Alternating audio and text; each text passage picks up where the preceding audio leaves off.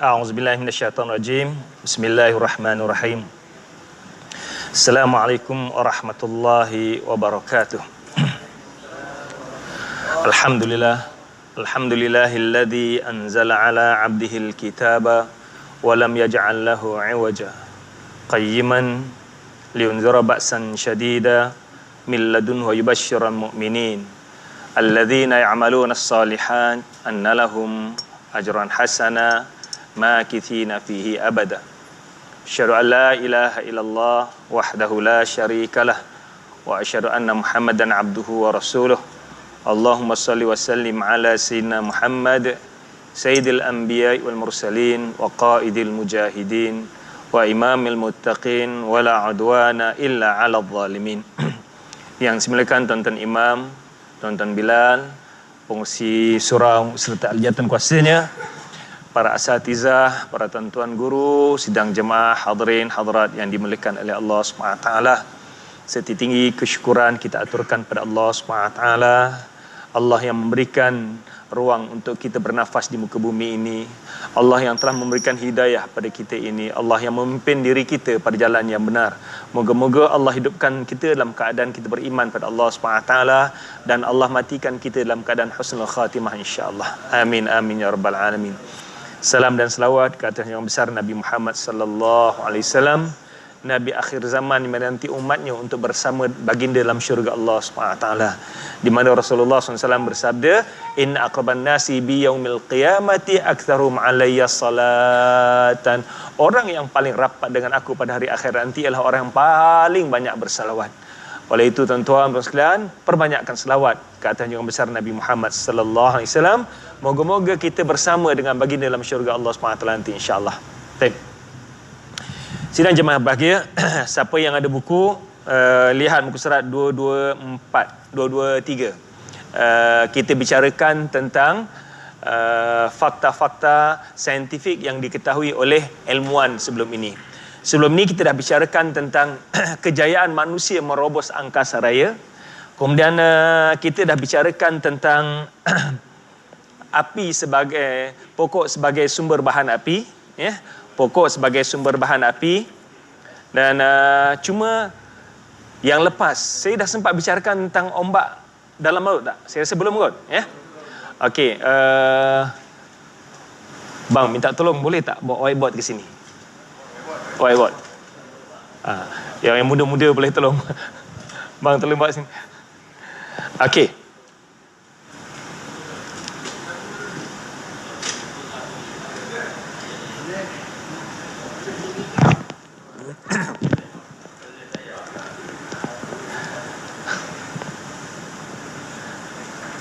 Taib, boleh di sini. Ada marker pennya?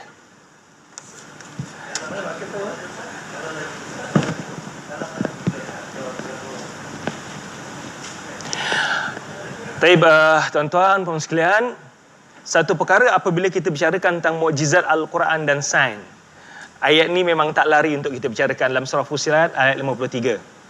Surah Fussilat ayat 53. Allah SWT firman, sanurihim ayatina fil afaqi wa fi anfusihim hatta yatabayyana lahum annahul haq.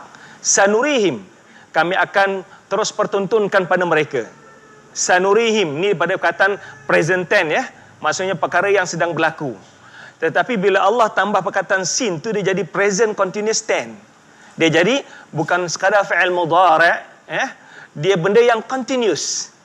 So currently happening, dan dia akan berterusan hinggalah hari kiamat. Sanurihim ayatina, kami akan terus pertontonkan pada manusia tanda-tanda kebesaran kami fil afaqi, pada alam maya ini.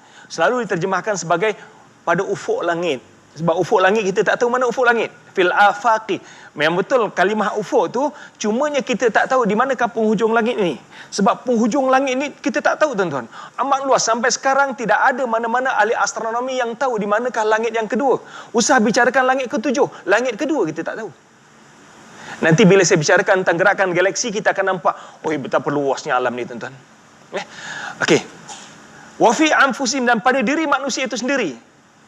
hatta yatabayyana lahum, hingga menjadi dalil dan bukti kebenaran Quran datangnya pada Allah SWT.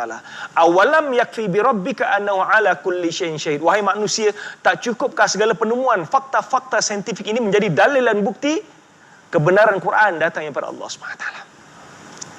Hari ini siapa yang ada buku boleh buka muka surat 228, 228. Kita bicarakan tentang fakta yang baru ditemui oleh para oceanographer. Oceanographer inilah orang yang ataupun penyelam di lautan dalam. Apa yang mereka temui, tuan-tuan yang tuan-tuan kita tahu bahawa di permukaan, katalah ni permukaan laut. Ada ombak di permukaan laut. Itu ombak yang kita nampak permukaan laut, ya. Mungkin kalau kat negara kita ni sebelah pantai timur yang ombaknya nampak kuat. Tapi bahagian pantai barat, Selat Melaka, ombak tak kuat. Kita pergi kat Bali mungkin nampak kuat sikit. Ataupun dekat Hawaii, ada banyak tempat, di Australia banyak tempat yang ombaknya besar. Tapi at least kita nampak di permukaan air ni ada lapisan ombak. Dan saya tak pasti berapa ramai di kalangan tuan-tuan yang tahu bahawa di dalam laut juga ada satu lapisan ombak yang lain. Dan ombak yang kedua ini, lapisan dalam ini lebih besar berbanding dengan ombak yang di atas permukaan air. Seperti mana ombak di permukaan laut membadai kapal, ombak dalam juga membadai kapal. So, ada dua lapisan ombak. Okey. So, dengan syarat ini berada di lautan yang dalam. Kalau Selat Melaka lebih kurang 15 meter, 30 meter. Itu kedalaman yang berlaku dalam Selat Melaka. Jadi Selat Melaka tak dalam. Ini macam laut Hindi, laut Pasifik, lautan Atlantik. Ini yang namakan Bahril Lujji, lautan dalam. Okey. Apa yang berlaku? Apa yang berlaku di lautan dalam ni? Di atas permukaan air kita akan nampak ada kepulan awan. Ni ada, katalah ni kepulan awan. Ini kepulan awan. Ada banyak kepulan awan. Dan sini pancaran cahaya matahari. Ni sinaran cahaya matahari. So, sinaran cahaya matahari yang dekat sini, kawasan ni kawasan yang terang. Terang benderang. Yang jelas, ya. Pen tak berapa clear ni. Tak lama lagi habis. Yang terang benderang. Kemudian lapisan yang bawah ni yang kena kepulan awan ni pun banyak jenis, ya. Awan banyak jenis. Awan yang paling tebal, yang paling tinggi dipanggil cumulus nimbus. Dan awan cumulus nimbus inilah yang biasanya membentuk air batu. Dan banyak kali kapal terbang jatuh terhempas apabila terperangkap dalam awan cumulus nimbus, di mana air batu masuk dekat sayap ni, dekat enjin dan enjin mati. Dekat Surabaya pada 2 tahun lepas jatuh kapal Air Asia because of that. Okey, jazakallahu khairan. Okey. Jadi cahaya yang sampai kat sini, kawasan ni dah mula agak terang, tapi ini tak terang benderang, kawasan yang agak terang, ya. Okey.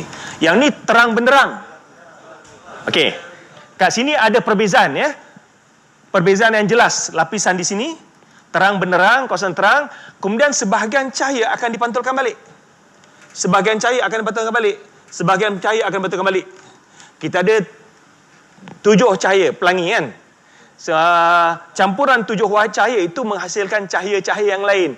Contohnya kalau kita nak warna hijau yang cantik, lebih cantik warna hijau ni, kita boleh campurkan warna kuning dengan warna biru. Dia akan jadi warna hijau daun yang cantik. Ini contoh macam mana campuran warna boleh menghasilkan warna yang lain. Cuma banyak warna ni tak masuk ke dalam. Cahaya merah tak masuk ke dalam. Sebab itulah kalau orang yang luka dalam laut, dia tak nampak warna merah, dia nampak warna hitam. So, kalau kita masih ingat lagi belajar sains atau belajar fizik, ni konsep kata cembung, kata cekung. Sebahagian cahaya yang masuk ke dalam ni akan dipantulkan balik juga. Kawasan ni dah mula gelap. Okey, kawasan ni mula gelap. Bahagian bawah ni cahaya dipantul balik, kawasan ni kawasan yang gelap gelita. Kawasan yang gelap gelita. Nampak ada peringkat yang berbeza ni. Kawasan gelap gelita, kawasan gelap, kawasan terang benderang. Kawasan gelap atasnya ada ombak, Atas ombak ada ombak, atas ombak ada kepulauan awan. So, kawasan yang sini ni, kawasan yang gelap gelita, kalau kita letak tangan macam ni tak nampak. Sebab kita hanya boleh nampak sebab ada cahaya. Bila tak ada cahaya, kita tak nampak. Itu sebabnya tuan-tuan, kalau pernah dengar konsep black hole baru dicerap gambarnya pada 20 April 2019 baru-baru ni. Mereka tak berjaya mencerap black hole sebab black hole tak ada cahaya. Cuma baru-baru ni mereka dapat, para saintis lebih kurang 200 orang berjaya mencerap black hole dengan apa yang dipanggil Event Horizon Telescope. So, EHT, Event Horizon Telescope. Dengan kerjasama 200 saintis, mereka berjaya mengambil gambar black hole. Dan black hole ni adalah bintang gergasi yang bilion kali ganda lebih besar pada matahari. Cuma saya nak gambarkan, selama ini para saintis tak dapat nak mencerap gambar black hole sebab black hole tak ada cahaya, sebab tu tak nampak. Fala uqsimu bil khunnas, dan aku bersumpah dengan bintang yang tersembunyi. Apakah itu yang Allah sebutkan tentang black hole? Sebab fala uqsimu bil khunnas, aku bersumpah dengan bintang yang tersembunyi. Al-jawar, al-kunnas, al-jawar yang bergerak laju, al-kunnas yang menyedot, menyapu segala objek yang ada. Itu adalah ciri black hole yang menyedot segala objek yang ada. Saya nak gambarkan tuan-tuan, apa yang ada kat sini, kawasan yang gelap gelita, tak ada cahaya, batu kita tak nampak apa-apa. Para penyelam yang menyelam kat sini, mereka tak akan nampak apa-apa. Dan ikan yang hidup kat sini, ikan yang bersisik, sisik tu mengeluarkan cahaya sendiri boleh hidup. Ikan sembilang tak boleh hidup kat sini, tuan. Belut tak boleh duduk kat sini sebab tak ada cahaya. Dia kerana ada ikan yang ada sisik bercahaya sendiri, macam klip-klip ada cahaya sendiri. So kawasan ni kawasan yang gelap gelita. Tuan-tuan sekalian, kita tahu Nabi Muhammad duduk kat padang pasir. Dan kita tahu Nabi Muhammad tak pernah menyelam dalam laut. Kita belum pernah dengar Nabi Muhammad berlayar di dalam lautan. So it is impossible that Nabi Muhammad, mustahil Nabi Muhammad boleh menceritakan apa yang ada di dalam lautan. Kalaulah Nabi boleh menceritakan apa yang ada dalam lautan sedangkan Nabi berada di tengah padang pasir, ini satu mukjizat. Sebab itulah orang dulu pelik ketika mana Nabi Nuh buat kapal. Tuan-tuan sekalian, orang buat kapal kat tepi pantai biasa. Tapi buat kapal di tengah padang pasir luar biasa. Zaman dulu nak tarik kapal pakai apa, tuan-tuan? Zaman sekarang ni pun yang ada banyak peralatan untuk tarik kapal ke laut, orang pun tak buat kapal di tengah padang pasir. Nak buat kapal dekat dengan laut supaya mudah untuk tarik ke laut. Tapi Nabi Nuh buat kapal besar pula tu kapalnya. Kapal Nabi Nuh 6 kali padang bola sepak. Besar. Tingginya 1,150 meter tinggi dia, 2 tingkat. Jadi nak tarik tu, besar. Nabi Nuh buat kapal, diberitakan, Bible nyatakan Nabi Nuh buat kapal 80 tahun. Nabi Nuh buat kapal 80 tahun. Umur Nabi Nuh 1,350 tahun. Okey, balik pada ayat ni. Apa yang saya nak gambarkan, Nabi Muhammad duduk di tengah padang pasir. Bagaimana Nabi Muhammad boleh menceritakan fakta ini? Ini baru ditemui oleh Jacques Cousteau, ini baru ditemui oleh para saintis yang ada di abad ini. Inilah bentuk struktur yang ada dalam laut. Tetapi cuba tuan-tuan baca surah An-Nur, Tuan-tuan baca surah An-Nur dalam muka ayat yang ke-40. Saya bacakan ayatnya. Au kadzulumatin fi bahril lujji, dan bagaikan kegelapan yang ada di lautan dalam. Yaghshahu, cuba perhatikan. Au kadzulumatin fi bahril lujji, dan kegelapan yang ada di lautan dalam. Yaghshahu maujun, di atasnya ada ombak, di atas kegelapan dia ada ombak. Min fauqi maujun, dan di atas ombak ada lapisan ombak yang lain. Min fauqihi sihabun, di atas ombak ada lapisan awan. Zulumatun ba'duha fawqa ba', kegelapan yang atasnya ada kegelapan yang berbeza-beza, gelap gelita, gelap, terang, terang benderang. Idza akhraja yadahu lam yakad yarah, Andai kata dia lap tangan macam ini, dia tak boleh nampak tangan dia. Satu persatu Rasulullah gambarkan kegelapan di lautan dalam. Di atasnya ada ombak, dan di atas ombak ada lapisan ombak yang lain. Di atas ombak ada kepulan awan. Kegelapan di atasnya ada kegelapan yang berbeza-beza. Idza akhraja yadahu lam yakad yaraha. Dan sekiranya kalau dia keluarkan tangan begini, dia tak boleh nampak tangannya sebab tak ada cahaya. Tapi Allah, tuan-tuan, Allah bukan nak cerita tentang fakta saintifik ini pada kita. Allah nak ceritakan tentang hidayah pada kita. Cara Allah nak bagi hidayah pada kita dengan jalan-jalan yang berbeza. Jadi orang yang ada ilmu dalam bidang oceanografi, dia tahu benda ini. It is impossible that our Prophet Muhammad SAW could describe all these things in detail, whereby at that time nobody knows all this fact. Mustahil Nabi Muhammad boleh menceritakan semuanya ini dengan detail satu persatu, sedangkan di zaman itu tidak ada manusia yang mengetahui fakta-fakta ini secara detail. Berarti kemampuan Nabi Muhammad SAW menceritakan detail ini bukan datang pada Nabi, datang pada Allah SWT. Ini yang dinamakan mukjizat. Penghujung ayat itu Allah SWT menjelaskan, وَمَنْ لَمْ يَجْعَلِ lahu nuran fama lahu min nur.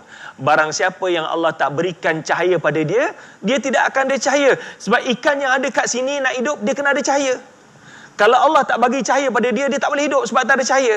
Tuan-tuan, Allah bukan nak cerita ikan tu ada cahaya, tak ada cahaya. Tapi Allah nak berikan, wahai manusia, inilah perbandingan hidup di dunia. Kita semua hidup dalam kegelapan jahiliah, melainkan mereka yang mendapat cahaya iman. Barang siapa yang tidak mendapat cahaya hidayah, mereka akan terus berada dalam kegelapan jahiliah. Seperti mana ikan yang akan terus berada dalam kegelapan di laut dalam tanpa cahaya. Hanya ikan tertentu saja yang Allah bagi cahaya untuk hidup dalam keadaan terang benderang, unless sampai bila-bila kamu berada dalam kegelapan. Allahu Akbar, tuan-tuan. Siapa ajar Nabi benda ni? Allah Akbar. Siapa yang ajar Nabi ini? Semua perkara ini menggambarkan pada kita apa yang saya bacakan di awal kuliah tadi dalam surah Fussilat. Allah sebutkan, sanurihim ayatina, kami akan terus pertontonkan pada mereka tanda-tanda kebesaran kami, fil afaqi, pada alam maya ini, wa fi anfusim, dan pada diri manusia sendiri, hatta yatabayyana lahum, hingga menjadi dalil dan bukti pada mereka, annaul haq, bahawa semua fakta-fakta ini benar datangnya pada Allah SWT. Awalam yakfi bi rabbika annahu ala kulli syai'in syahid. Wahai manusia, tidak cukupkah segala penemuan ini menjadi dalil dan bukti kebenaran Quran datangnya pada Allah SWT. Tuan-tuan sekalian, saya teruja membaca kisah seorang profesor bernama Profesor Dr. Kit Moore, K-E-I-T-H, Kit Lion Moore, Kit L. Moore, selalu disebut Kit L. Moore, M-O-O-R-E. Beliau seorang pakar dalam bidang anatomi.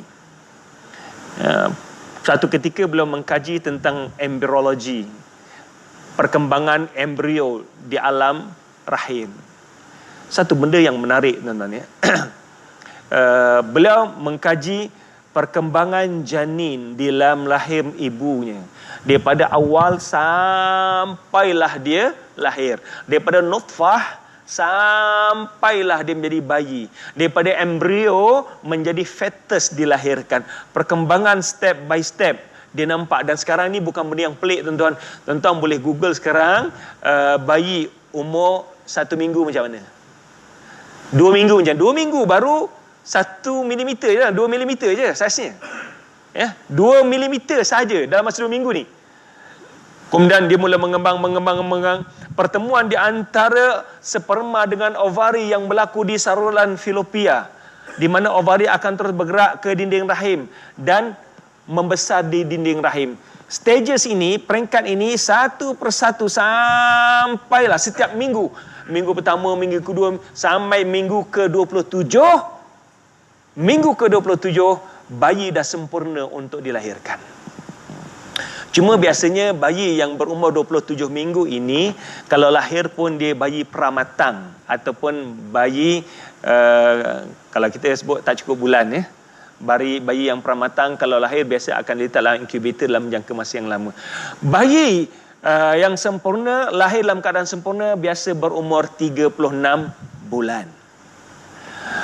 Cuma Kitmore teruja 36 bulan pula. 36 minggu, 36 bulan kalah gajah 2 tahun je. Gajah 2 tahun je. 36 minggu ya, 36 minggu dia lahir dalam keadaan sempurna. Cuma Kitmore teruja.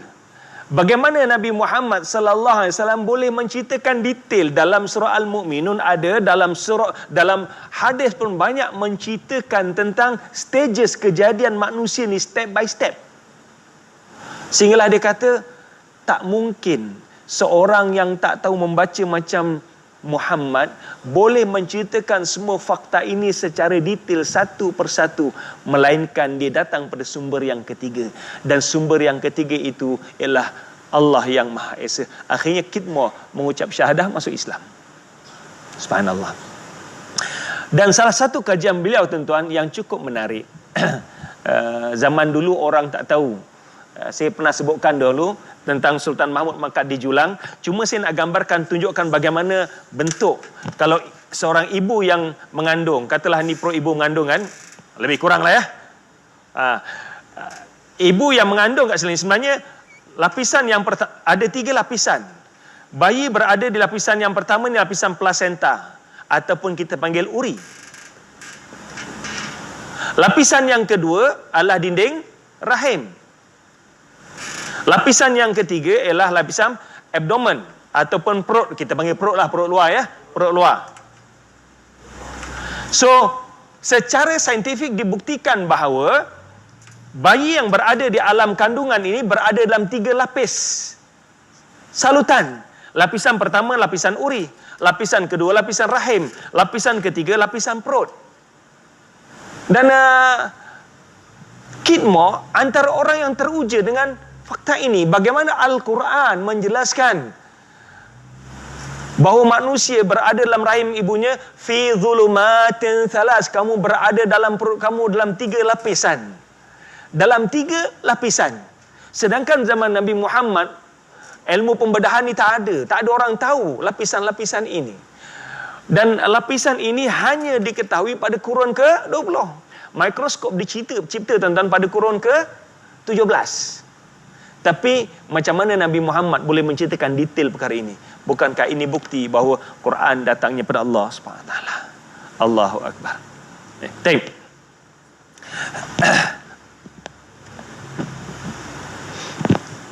Ini perkara yang pertama.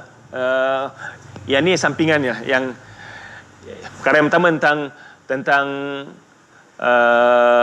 ombak di laut dalam, ada 2 lapisan ombak. Yang kedua tentang peringkat kejadian bayi. Mungkin benda ni insya-Allah saya akan jelaskan detail kemudian satu persatu, lebih detail, sebab based on buku ni insya-Allah benda ni kita akan discover kemudian, kita akan lihat kemudian. Perkara yang berikutnya, alat pengangkutan dan perhubungan yang baharu. Tuan-tuan sekalian, tadi saya sebutkan tentang pergerakan alam maya ini. Satu perkara yang menarik Allah sebutkan tentang alam ini ialah apa yang dikaitkan dengan Big Bang Theory. Mungkin di kalangan tuan-tuan dah biasa dengar Big Bang Theory. Apa ini Big Bang Theory? Okey, untuk makluman, orang yang pertama discover ataupun orang yang pertama mula membicarakan tentang Big Bang Theory ialah Edwin Hubble. Dan Edwin Hubble adalah orang yang pertama, orang yang mencipta teleskop. Teleskop dicipta pada tahun 1920-an. Sezaman dengan penciptaan kapal terbang lebih kurang ya, dengan dicipta oleh Wright Brothers. Edwin Hubble mencipta teleskop pada tahun 1926. Dan beliau membicarakan bahawa alam ini asalnya adalah daripada satu objek. Kemudian objek itu meledak. Daripada ledakan itulah terbentuknya bintang-bintang, cakrawala galaksi yang ada di angkasa ini. Dan Edwin Hubble menyatakan bahawa peristiwa Big Bang ini telah pun berlaku 13 bilion tahun yang lalu. 13 bilion tahun yang lalu, lama sangat tuan-tuan ya. Jarak di antara Nabi Musa dengan kita lebih kurang 4,000 tahun. Hanya 4,000 tahun. Bukan 4 juta tahun, 4,000 tahun. Ini 13 bilion tahun yang lalu. Kemudian daripada Big Bang Theory itu, terbentuknya matahari dan terbentuknya bumi.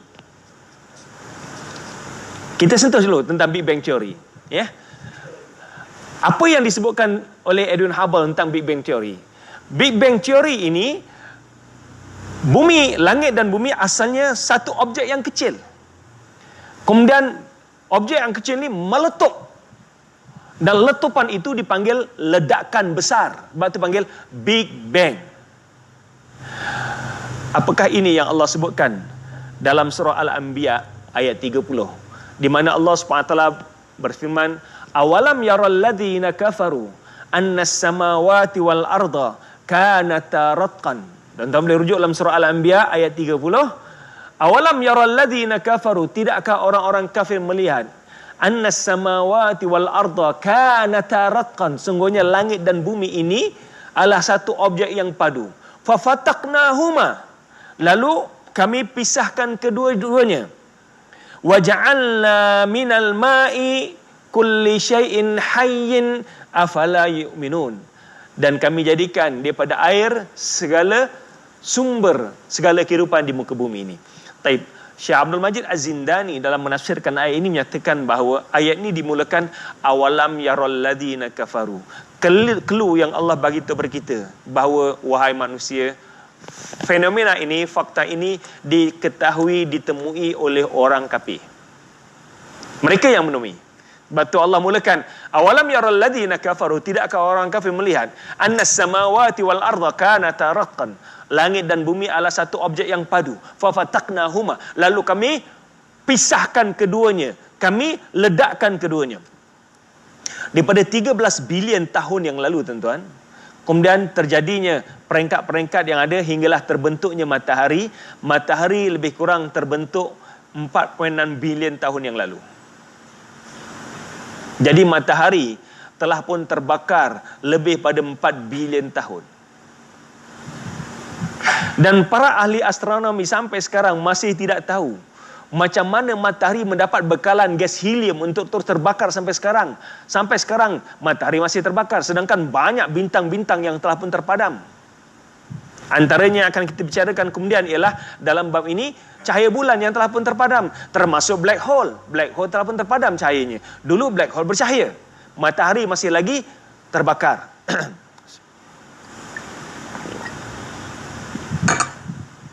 Dan umur bumi kita lebih kurang 4.5 bilion tahun. Bumi lebih muda berbanding dengan matahari. 4.5 bilion tahun. 4.5 bilion tahun dengan jarak kita ni jauh tuan-tuan ya. So sebab itulah kehidupan yang ada di muka bumi ini berperingkat-peringkat. Kalau kita tengok dari segi ilmu geologi, peringkat kejadian bumi ini ada peringkat-peringkat dia. Sampailah kejadian yang sempurna zaman penciptaan Nabi Adam AS, itu bumi ini telah pun menjadi bumi yang sempurna kejadian yang kita ada sekarang. Kalau kita lihat sebelum itu bumi dalam bentuk yang bukan ada sekarang. Berlakunya pelanggaran di antara benua, dan Gunung Everest itu adalah merupakan pelanggaran di antara dua benua. That's why kenapa para saintis menemui cangkrang-cangkrang yang berada di lautan dalam, berada di puncak Gunung Everest. Macam mana dia berlaku? Sebab berlakunya pelanggaran dua benua ini, yang ni tolak ke bawah menyebabkan dia naik ke atas. So batu yang berada di dasar lautan ini naik menjadi puncak Gunung Everest. So that's teori dia.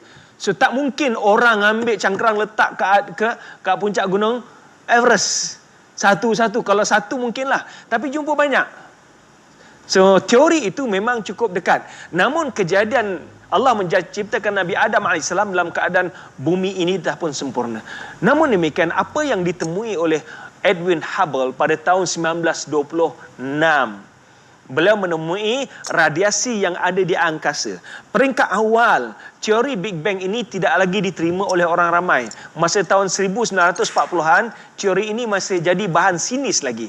Sehinggalah pada tahun 1966-67, barulah para saintis dunia menerima bahawa Big Bang teori ini dia adalah satu fakta berlaku bagaimana berlakunya alam ini. Okey, nak gambarkan tuan ya.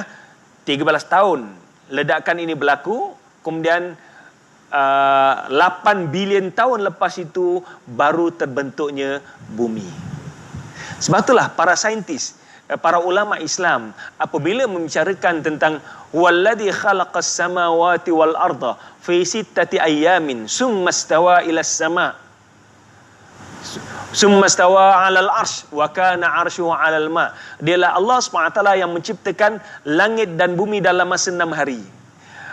6 hari ini bukan maksud 6 hari yang kita faham sekarang. Seperti mana hari Ahad, Isnin, Selasa, tak.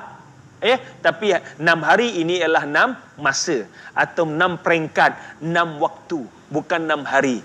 Sebab apa bukan 6 hari? Sebab matahari belum wujud.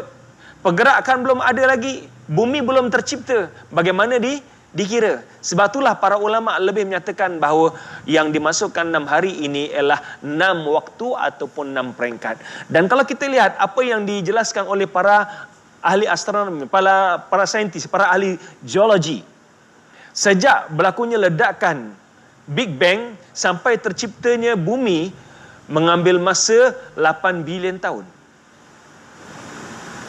Satu jangka waktu yang cukup lama.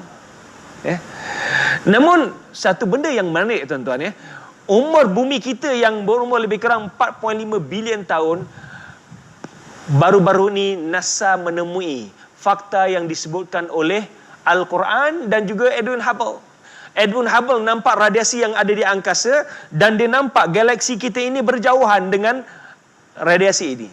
Dan teori yang Edwin Hubble menemukan bahawa alam ini mengembang. Apakah ini yang Allah sebutkan dalam Al-Quran? Was-samaa'a banainaha bi'aidin, dan langit kami binakan dengan kuasa kami, dengan tangan kami. Dengan tangan ni, tangan tuan-tuan nak terjemahkan macam mana, ini khilaf kalangan ulama tuan. Saya tak nak pergi detail sebab apakah tangan itu tangan Allah SWT ataupun tangan itu kuasa. Imam Malik kata tangan itu tangan Allah SWT, tangan. Cuma jangan tanya tangan Allah tu macam mana, sebab tangan kita dengan tangan lipan tak sama. Tangan kita dengan tangan sotong tak sama. Tangan kita dengan tangan nyamuk tak sama. Jadi laisa kamitslihi syai'. Allah tak sama dengan yang lain. Tangan Allah macam mana? Tangan, tapi jangan tanya tangan macam mana. Cuma apa yang kita pelajari dalam Asy'ariyah di Malaysia ni, tangan itu bermaksud qudrah ataupun kuasa. So kami binakan langit ini dengan kuasa kami, dengan tangan kami. Wa inna lamusi'un, dan kamilah yang mengembangkan langit.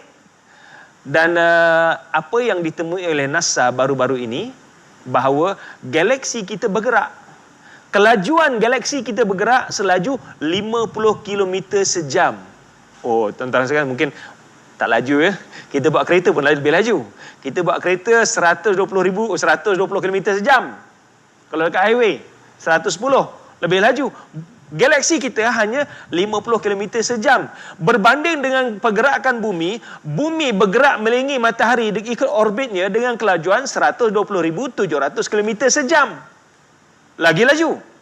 Tapi tuan-tuan, umur bumi ini sudah menjangkau 4.5 bilion tahun. Kalau galaksi kita bergerak 50 km sejam, satu hari berarti bumi kita 50 kali 24 jam kali 300 tahun, kali 365 hari kali 4.5 bilion. Berapa jauh jaraknya?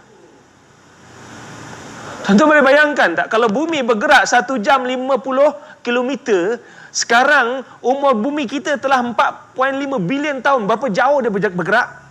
Allahu Akbar. Itu tuan-tuan boleh bayangkan luasnya alam yang diciptakan oleh Allah SWT. Sebab tu Allah sebutkan, inna fi khalqis samawati wal ardi wa ikhtilafil laili wan nahar la ayatil liulil albab. Sungguhnya pada penciptaan langit dan bumi, perubahan siang dan malam, la ayatin, tanda-tanda kebesaran Allah, liulil albab, bagi orang yang berakal. Alam ini terlampau luas, tuan-tuan. Tak dapat nak kita bayangkan keluasan alam ini. Kalau bumi bergerak, kalau galaksi kita bergerak 50 km sejam, berarti satu hari kali 24 jam. Berapa jauh? 1,200 km.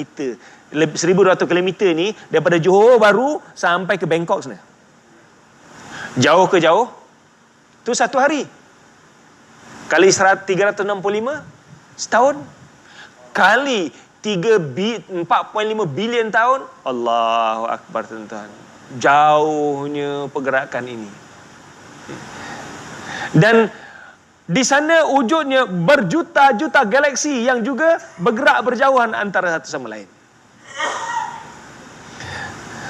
Allahu Akbar, tuan-tuan. Sebab itulah bila kita mengkaji alam maya ini, kita akan nampak kebesaran Allah SWT di sana sini.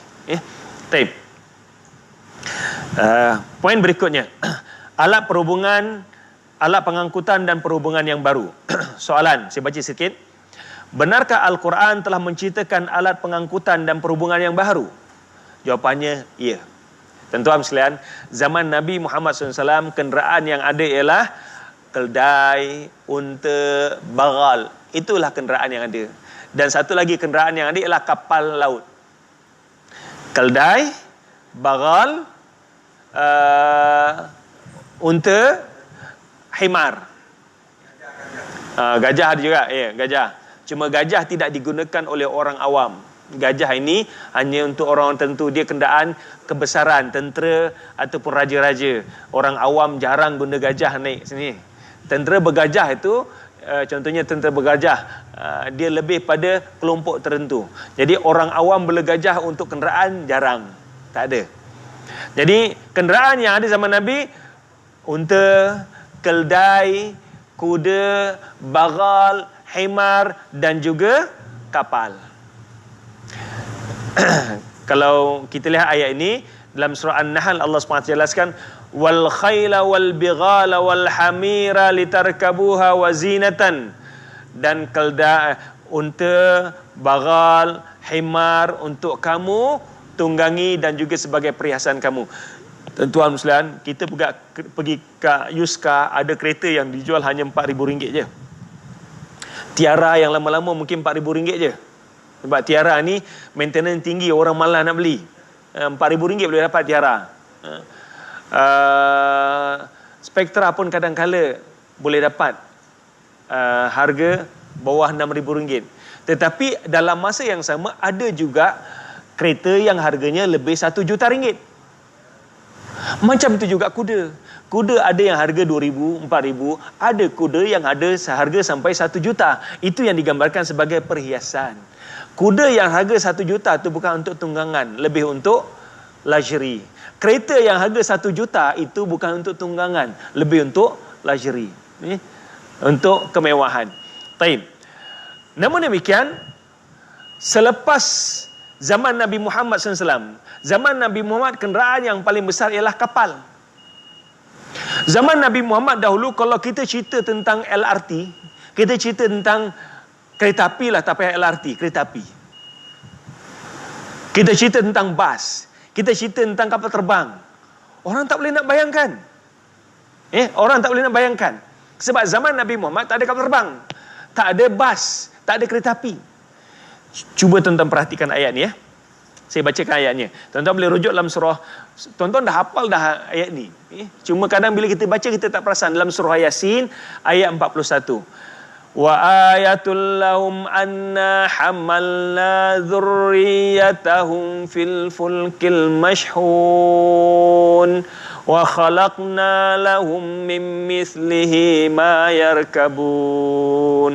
Wa ayatul lahum, dan di antara tanda kebesaran Allah SWT, anna hamalna dzurriyyatahum, kami bawa zuriat mereka.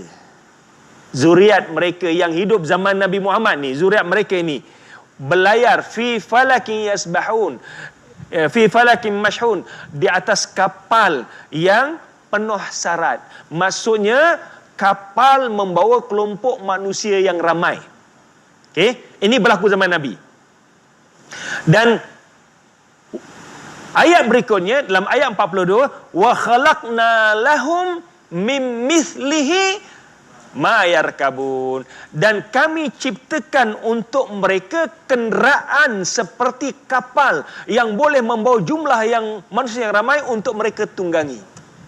Tuan-tuan sekalian, zaman Nabi yang ada kapal, zaman sekarang kenderaan yang boleh membawa jumlah yang ramai, bas, komuter, LRT, monorail, kereta api, kapal terbang.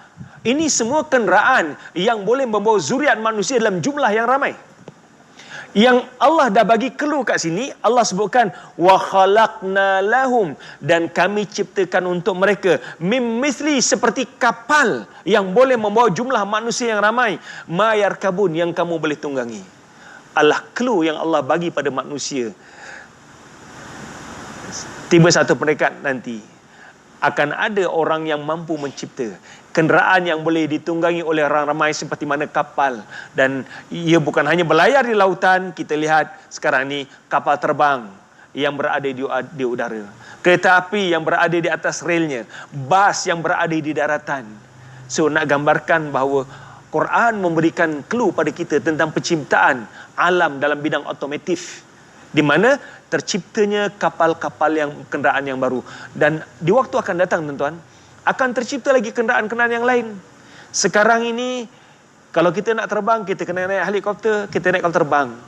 Mungkin tak lama lagi akan tiba waktunya setiap orang boleh terbang sendiri. Benda tu tak pelik dah. Kalau zaman Nabi Muhammad, tuan-tuan, kita ceritakan orang boleh naik kereta sorang-sorang sana kemari dalam jarak yang jauh. Sebab tu kenapa mereka menolak kenyataan Nabi boleh pergi Masjidil Aqsa, pergi balik dalam masa satu malam. Mereka tolak sebab mustahil berlaku. Tetapi kalau zaman sekarang, orang yang tak percaya, orang tu yang tak betul.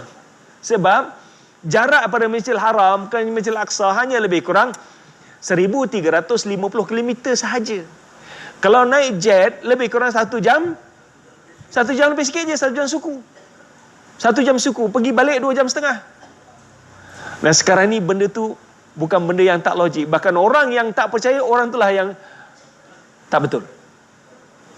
Dan gambaran yang Allah berikan kat sini, ayat dalam surah Yasin, tuan-tuan, kita baca surah Yasin tiap-tiap hari Jumaat ni, cuba hayati ayat tu, ayat 41 42.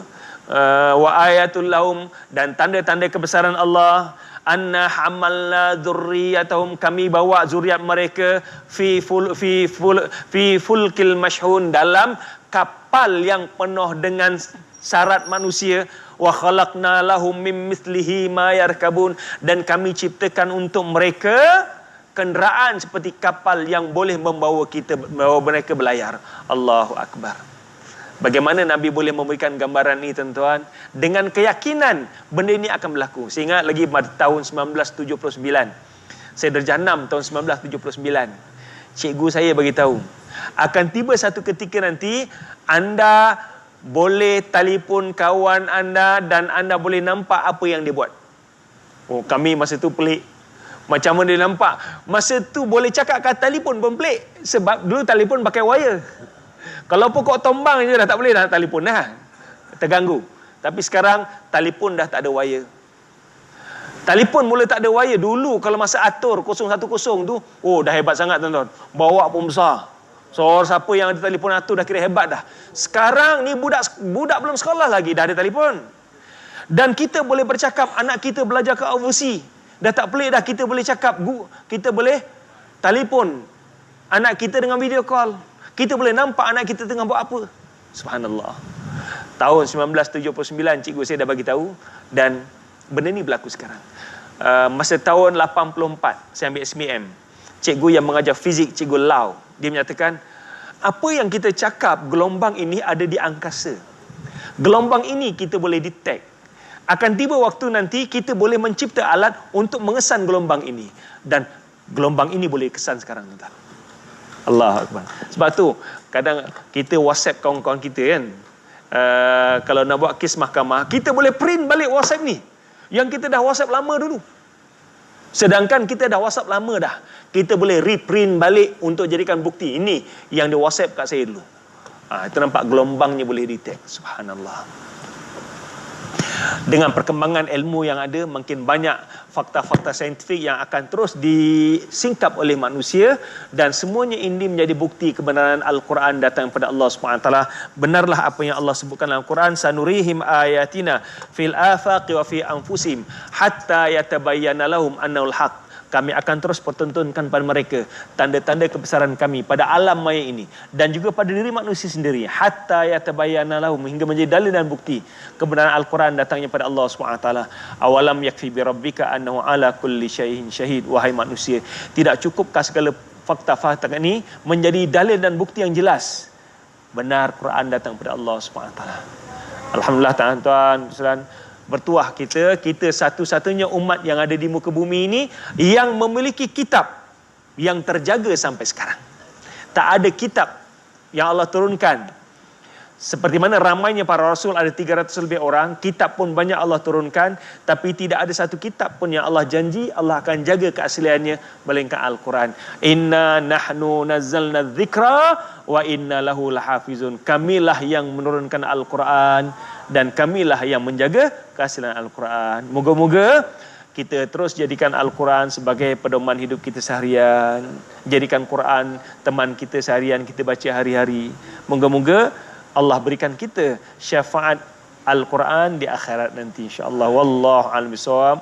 Aqulu qali hadza wa astaghfirullahalazim lakum wa lisa'iril muslimin wal muslimat wal mu'minin wal mu'minat fastaghfiruhu innahu ghafurur rahim. Kita akhir majlis tasawuf farah Rasulullah. Bismillahirrahmanirrahim. Wal 'asr. Innal insana lafi khusr illa alladhina amanu wa 'amilus solihat wa tawasaw bil haqq wa tawasaw bis sabr. Assalamualaikum warahmatullahi wabarakatuh.